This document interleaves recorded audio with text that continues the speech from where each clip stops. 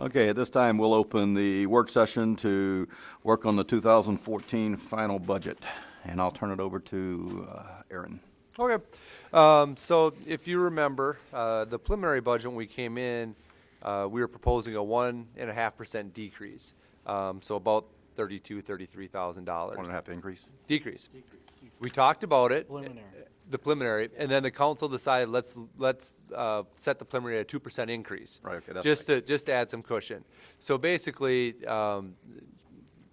understanding that, moving to the final budget, we basically, to start off the final budget, we lopped off that 2% to start. That was just added on to the last year's levy as a cushion. So, we took off, I think it's about roughly $45,000 right there. That was, maybe that's not right. Something like that. It was close. Yeah, $45,000 from the preliminary budget, because that was just that 2% cushion we added. We didn't need to. So then, after that, taking a look at changes from the preliminary budget, the big thing really was that we budgeted in that preliminary a 20% increase in our health insurance, and we came in with about a 2% decrease. Which, explaining it, is with the new Affordable Care Act, which, as you can see, nobody really understands what's going on, including the people that put it together. The goal is to take all these different health plans that are offered out there and to kind of compress them into a range. And within that range, there's I think 4 levels. There's bronze, gold, silver, platinum, whatever. Yeah. There's these levels. So your existing policies need to fit into those ranges. Well, for us, for the last 3-4 years, we've been paying double-digit increases. So we were already kind of up here. So with the new healthcare law now, we're actually being compressed down to get more towards the middle, to average it.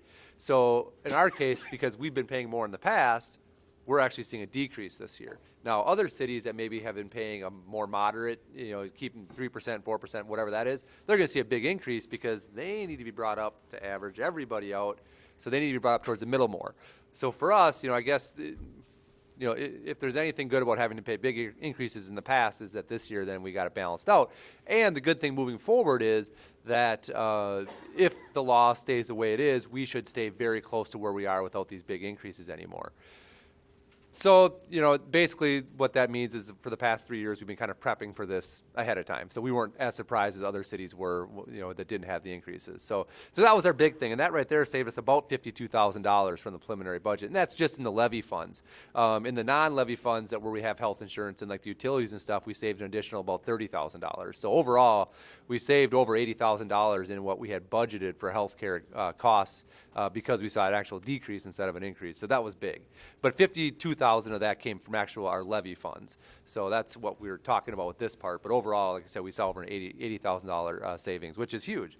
And the other savings will be shown reflected in when we take a look at our utility budgets and rates. So, that helps towards that. So that was, 2 of the big things. The other thing that happened last session was that the state eliminated sales tax for cities on their purchases, which only makes sense considering all that we're doing. If we have to pay sales tax, is then taxing our citizens to pay for that sales tax, and it's just a double tax. The cities have argued it for years, but it's hard to get rid of a tax when the state is expecting that revenue. They're used to having it, so why would they ever get rid of it? They did finally, so that's good for us, so we kind of eliminate that double taxation that we've been dealing with. We went through and used a formula that the state put together to help us figure out how much we'd save. We assumed last year that using the formula that the state gave us in 2012, we assumed that we would have saved about $44,000 in sales tax savings by using with the new exemption. We're not quite sure.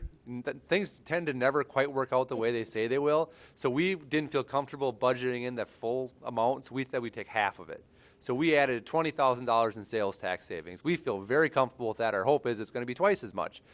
But like I said, not knowing for sure, never having gone a year yet without having it, we want to be safe with it. So the bonus is that if things go the way they should, we'll have some cushion in that next one that we can put into capital funds or use it for a one-time purchase or something. So we want to be very conservative with that because it's so new, you never know.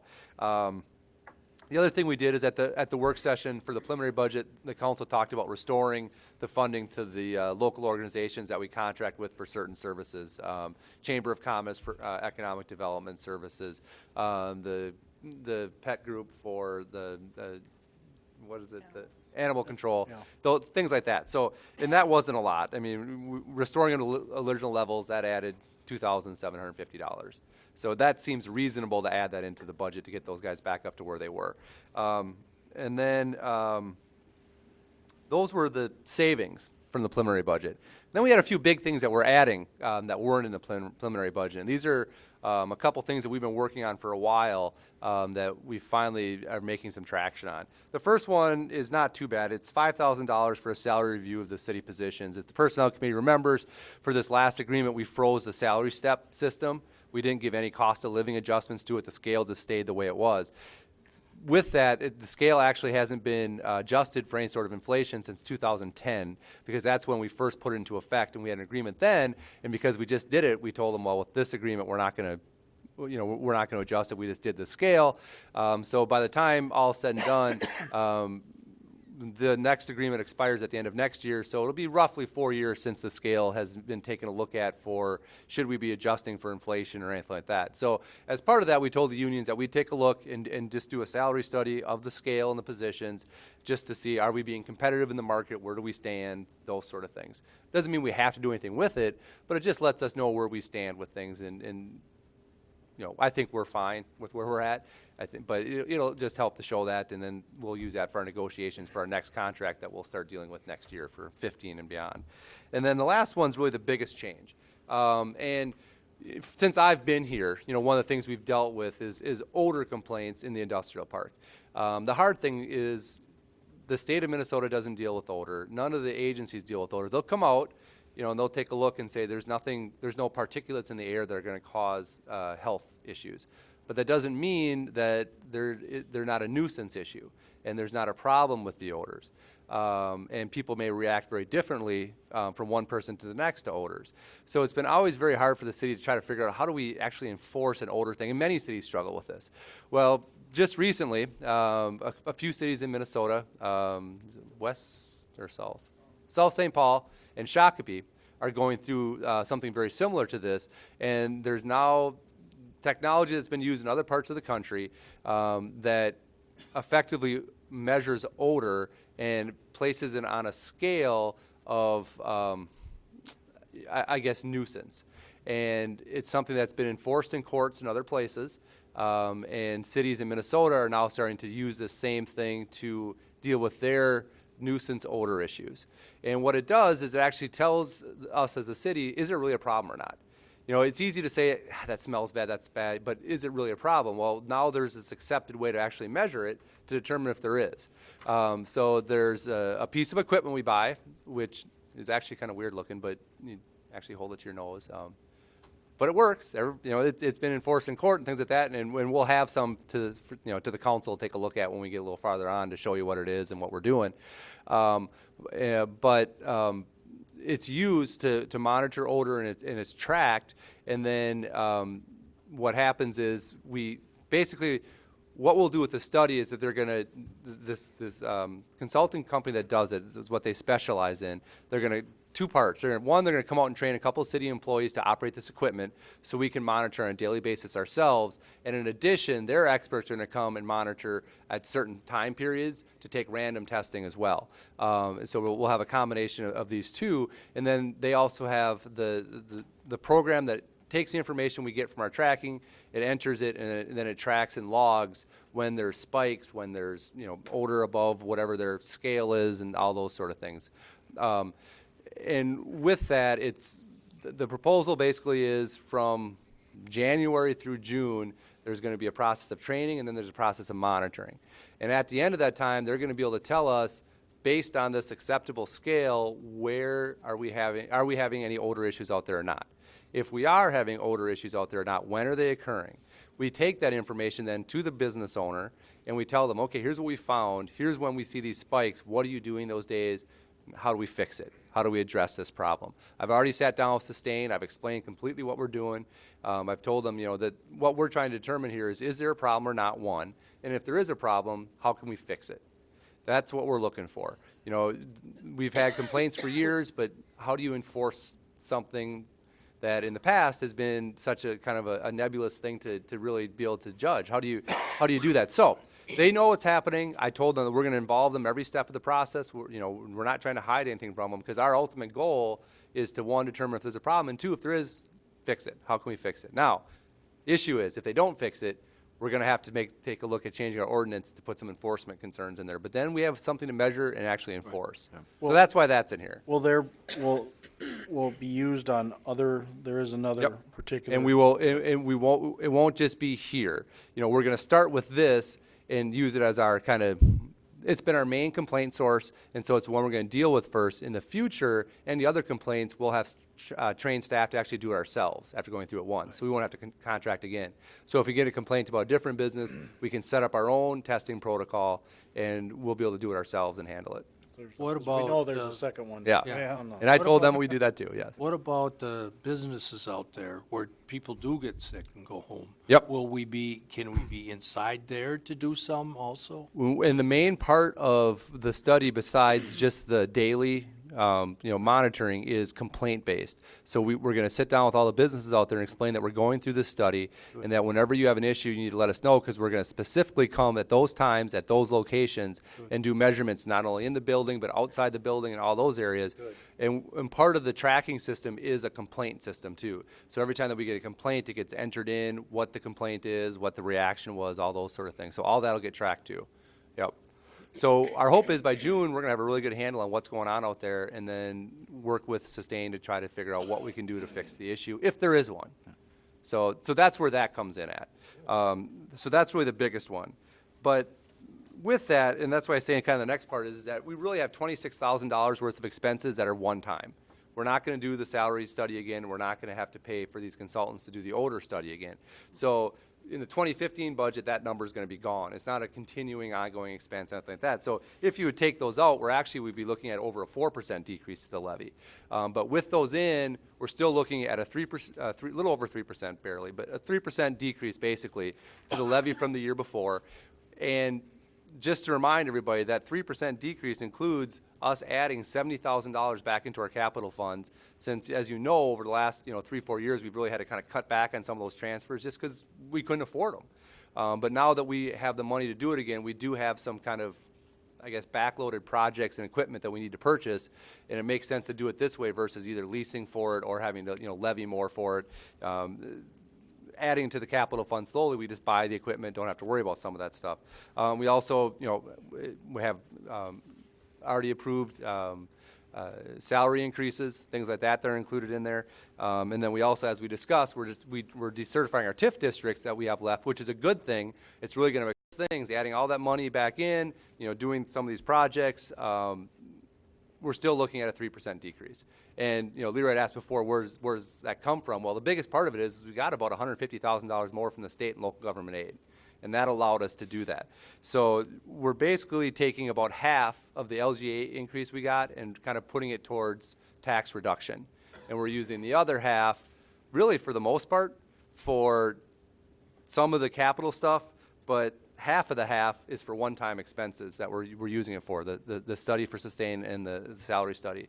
So really going forward, we should, next year see, hopefully, a continuation of this trend that we can keep the, levy low or reduced again. No promises, we can never do that, but looking at the planning purposes, I think that, having some of the stuff cushioned already in, knowing their one-time expenses helps with pulling some of that down again for next year. So, like I said, with all that, we're taking about half of that LGA increase and using it for tax savings for the property owners, and then the other half we're using to help build up some of our capital stuff again, and then for some of these one-time projects that we're looking at. Last year was how much down? You remember? What was our final last year? It was a decrease. 2%. Yeah. I thought it was 2. 2%. Right. We were 2 last year. The year before that, I think we were down 1.5. 1.5. Yeah, 1.5, I think the year before. Then we were 0. that's great. And then, yeah, I'll have it all. Next meeting, we'll have our, at our regular council meeting, we'll have our truth and taxation public meeting where we'll present the meeting to the budget to the public and the proposed levy and things. And I'll have the history on there where we've been. But yeah, it's either been 0 or under for a long time. 5-6 years. Yeah, yeah. I mean, which, like I said, considering where we've been with LGA and, overall city revenues, that's very impressive that, we've been able to do that. And I think, like I said, the biggest thing when I came on from the council was that tax capacity rate, which is basically what people, see their taxes based on, was high. And we've seen that come down, and then we saw it go up, even though we were cutting the levy, because we saw that big valuation drop in residential. But that should be adjusted now. We shouldn't see any more of those valuation changes from the county on properties.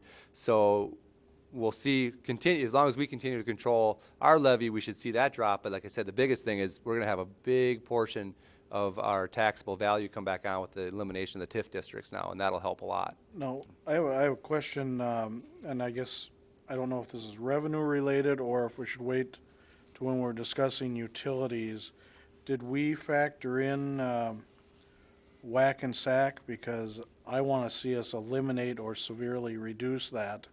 When we look at the utilities, we'll take a look at that. That'll be, Leroy hates it when I pile this stuff all into, multiple financial things into one meeting, but my assumption is might as well do it next meeting too, and just take a look at the utility rates for the year, at the same time look at the budget. Yes. Well, I'm just trying to encourage. We basically have just said that we're not counting on those revenues, because if we get new homes, we're gonna, waive a good portion, of that, those sort of things, so we're not banking on those. Well, that's my goal with the economy slowly improving. Let's encourage home building, We don't want to try to construction. we don't want to try to make a little extra revenue by the economy turning around that way and then slow things by mistake. We'd rather cut the fees as low as we can, keep them building, and so we're not going to really factor much of that in at all. Thanks for bringing that up, Bill. Hey, no problem. That's why we keep you, No, I Separate mean, end. it's a good thing now. I'm not being sarcastic here, because I've always felt we should get rid of that. Yeah. So honestly, with that, that's kind of where we're at right now. So any questions you have, we got most of the department heads here. If you have any questions about the department budgets, you can see on that summary sheet where each of the departments kind of went. And, like I said, if they didn't go down, the increase was, based on, capital purchases, something like that they were doing. Now, per year. Tom had mentioned earlier, we got hit pretty hard with the snow budget Right. in the spring. And then you mentioned only using that sales tax, only saving some of that. If we have a little overrun, that'll give us a little cushion to offset some of the snow removal if we get hit pretty good. That was one of the thoughts with that, was that if we hope it comes in at 40,000 or more, like it did in 2012. And if it does, we always seem to have something every year. It's either a May snow, it's some flooding, it's something. Why not have that in there? And if we don't have anything, it just goes into the general fund reserve, and we can decide if we want to use it for something. Right. But that would help, yeah, if we. yeah, we're not gonna get any till January, then he can use his next year's budget for it. I'm trying to help, Tom. Well, I have to say, staff, you've done an excellent job. And the fact that we have been able to keep our levy at zero or decreases over the last 5-6 years has been amazing, considering the economy and everything else. I think it looks pretty good. We were able to restore some monies that we had to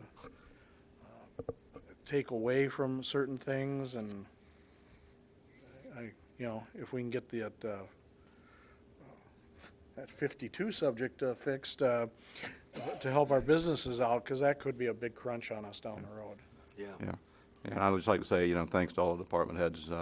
It's not easy putting a budget together and making sure that you got enough funds to operate and continue the services that you provide to the city.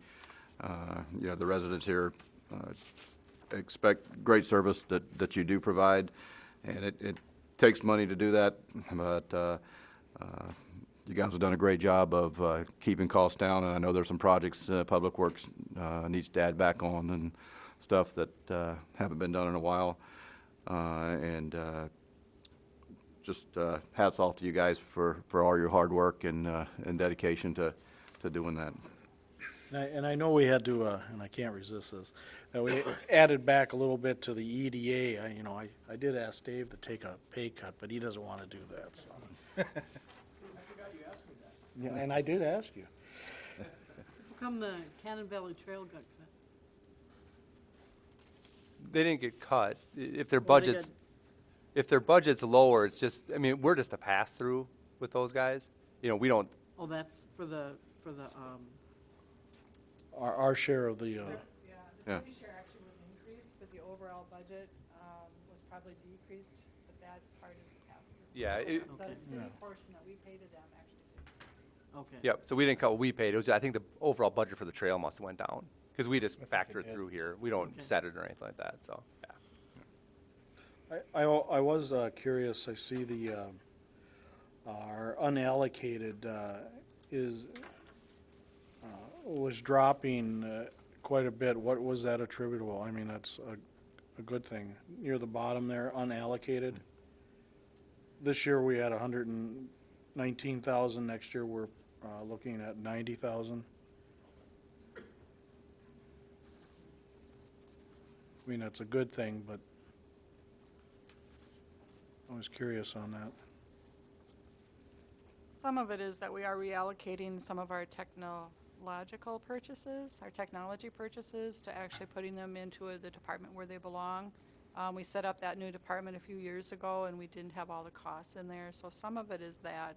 Other is just some general reductions, and we have seen a little bit of a decrease in some of our insurance costs as well, as far as our liability and workers' comp, and some of that's reflected in there too. Okay. I got a couple of comments. You know, the longer you're on here, sometimes that is good, but the longer you're on here, the more you understand this budget stuff and get a picture of the whole thing. I would just say the first year I was on here and I got our budget and I sat down and looked at them 150 pages or whatever they were, and I told myself, do I really have to read all this? But I made myself read it all. And every year, for some reason, I keep thinking there's got to be a better way. So for you new council people, I found a solution for you this year. You take your budget, you look it all over for about an hour, and then you go down and sit with Aaron for a half an hour, because you only need about 6 or 7 numbers. And he can probably rattle off half of them that would take you an hour to find in that pamphlet. Aaron was gracious enough to sit and do that this year, and I felt it was probably the best knowledge I've ever got of the whole budget when I was all completely done with it. Having said that, I told Aaron that I would really like it to see it go to 4% instead of 3%. I asked him what that would cost us. It's about $30,000 to lower that 1%. I also feel that we're giving another 1% more discount, and I want to try to keep our taxes down and lower them as much as we can. We've been very fortunate with the money from the state has allocated us $150,000. The other things that have come in to help our budget. I also would like to see us go a little bit farther and take our reserve down to even 47%. Aaron says it's at 50%. Part of my thinking is that I asked Aaron where this 750 or 80,000 that we had before, that we had for all these projects we were going to put this money into, entered into this, and it doesn't enter into it. So we've actually still got that reserve sitting there. So it isn't like if we had some big catastrophe happen 3 months from now, we don't have money. Yeah, we talked about allocating all that money to different things, another cop car, paying off the library earlier, different stuff. But we still have got a heck of a reserve. We're talking about our normal budget reserve here, not the overall reserve. Next year, I feel so confident that with our developing that went on the last year and the last year and a half around here, with all this stuff coming onto our tax base, we're actually going to be in better shape next year, which is exciting to think about, and hopefully we are. But I do feel we could go to a 4% decrease this year on the levy And if that takes us to a 47% our reserve to get to that point, I'm quite comfortable with doing that versus cutting some things to get that extra 1%. But I would like to try to go that extra 1%. Well, you know, Leroy, I don't necessarily agree with you. Keeping the levy at zero or lowering it is always good, but the even bigger factor in my mind is our tax capacity. And when we get that number down, that affects taxes even more than what we do on the levy. Well, that's what we're doing. The lower our bill is, the lower our taxes are. That's basically, we go another percent, we're lowering taxes. You know, if the council wants to, look at going 4%, I mean, I guess then what I would look at is taking the two one-time studies for about 26,000. Actually, we got the final quote in, it'll probably be closer to 24,000. So they're a little less than we thought. So taking like that 25,000, and we could take that from the general fund reserve and pay it that way if you wanted to. That's an option, because that would get you down basically another 1%, about $25,000. If you want to do that, it would lower the general fund reserve by 1%, or not 1%, but it would lower the general fund reserve by $25,000. Or the other option is we can revisit that list that we talked about in July, where we talked about spending, like Leroy said, that basically $800,000. And Leroy's right. I mean, we haven't really spent any of that yet. I mean, 500 and some thousand of it is to pay off the library, and that won't be for another 3-4 years. So that's going to sit there until that point. So we have it allocated, but it's not spent. So if in 2 years we have some major emergency and we need that money, then we can take a look at it, use the money for whatever the situation is, and then go back to the original plan at the library, which was raising the levy in 4 years from now to cover it. So like Leroy's right, that money isn't gone. So what I'm saying is we have a list of stuff that we did approve that we haven't finished yet. So we could, if we don't want to take 25,000 out of our 50%, we could look at eliminating one of the items that we did approve. We got squad car computers, squad rifles, paving of the pool parking lot, which, depending on where that process goes, that may go away on its own. Right. If we go to referendum and a new pool gets approved, that's going to be part of the whole deal. So, we could take a couple of those things and eliminate them, or we just leave it the way it is. That's why I think I'd rather wait, because one, I want to see what we're going to do on utility rates. Like you say, maybe some of that stuff will disappear, and we'll have a better outline next year at this time. Well, we already talked about utility rates today. That's going to be dealt with, what'd you say, a month from now or something? Well, we'll probably do it the next meeting on the 3rd, Right. yeah. And we've already talked about, at the last meeting, that I wanted them to look into part of that 800,000 to keep some of our utility rates down for a year or two. So to me, the ideal thing is this year, if we could come back and squeeze another 1%, get this up to 4%, and we could keep our sewer and water revenue neutral for the next year or two, that's the goal I would like to have here. I think it'd be a good goal to achieve.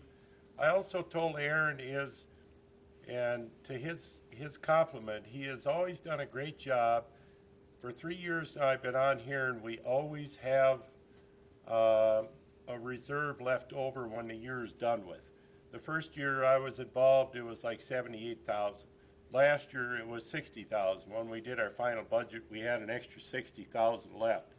So Aaron's got all these factors in there to protect everything, and with our reserve that we got sitting there to deal with a month from now or whatever, I think this is a good time. I remember 2 years ago, Robbie got excited because Aaron was talking 6%, and I brought up the fact I was scared to go that high.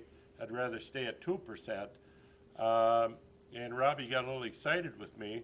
Well, I'm kind of going the Robbie way now. I'd like to go that extra mile right now. Well, Robbie doesn't want to go that extra mile right now. It's funny when things reverse. I mean, the reason I think we need to stay where we're at is we just had this big talk tonight about the interchange stuff out here. And if we start losing businesses out here, people start closing their doors, well, guess who's going to start eating these costs? It's not going to be, it's going to be us. And we've got to have that backup plan until we figure out exactly what's going on with the interchange, what's going on with businesses. We don't know what businesses are coming in town yet, if any do, once the interchange is built. I mean, that's all stuff that there's things that might be working, but if nothing, we won't know until the time comes. I mean, at least for this year. I mean, next year we can sit back and say, well, maybe we can even go even further. But at this point, I mean, I think we need to, we don't want to jump too far, put the cart too far ahead of the horse. And the same token, even with the utility costs and things, we don't want to keep kicking that doggone can down the road. The Obama administration's been doing enough of that. We want to make sure that we have the funds available to be able to take care of any problems or issues that come up, because talk to those towns in Illinois and Indiana after Sunday. It could happen here. I just think, the staff did a great job of putting it together. I think at 3%, we're still lowering the levy. We're still being able to provide services, and we want to be able to continue to do that in the future. If we start saying, well, we're going to go further down, then next thing you know, our reserve goes down to 35%. Now we're in the same hole we were 5 years ago. And, When I came on here, we were at 32, and right. everything worked out, so. And Leroy, if we were looking at a 1 or 2% increase, I'd probably go along with you, but we're already doing a 3% decrease, which is, I think it's pretty good. And you decrease too much, in the future, we have to go up too much. Well, that's where, whatever we can lower now, when we do have to go up someday, it doesn't look so bad. We But can it was refer up- back to we went as low as But we it goes could up at this more time. then. Your span is greater. Yeah. Well, I feel when we reserve taxpayer money, and we don't have to, I just don't think we should do that. But I'm not saying you aren't all right and I'm wrong, I understand. I think, the south part's gonna cost us money. We gotta be prepared. And Well, and even if we can get MnDOT to agree to something down there, we may have to kick in some extra money for that agreement, and I think we should be prepared that that's something we're willing to do if they're willing to allow us to, so. it's gonna cost us. Well, do we need to make a motion tonight during the work session? Nope, tonight's just for conversation. At the next council meeting, we'll have, apologies Leroy, multiple financial conversations. We'll have the presentation from Ellers on their proposed utility rate increases, if necessary, I would assume so, for next year. And then we'll also have the public hearing on the budget. We'll present the budget, take any public input on it, and then, hopefully, oh yeah, that's right, that too. And we'll adopt the budget next meeting. And then also, hopefully, the pool study will be complete, and we'll have that presentation at the meeting as well, because we would like to get council direction on that sooner rather than later, because if we're going to set a referendum on it, we want to do that as soon as possible as well, because you want the referendum done in time to get construction started, so you only lose one season at the pool. So we should pack a lunch, is what you're saying. Next one's going to be long. Hey, we've gotten by with some pretty short ones, really. So Yeah. we're due. Okay. We're due. It's crunch time. Yeah, that's right. End of the year, we're due. Okay, well, any other comments? Good job, everybody, and at this time, we'll close the work session. Yep. Way off the record.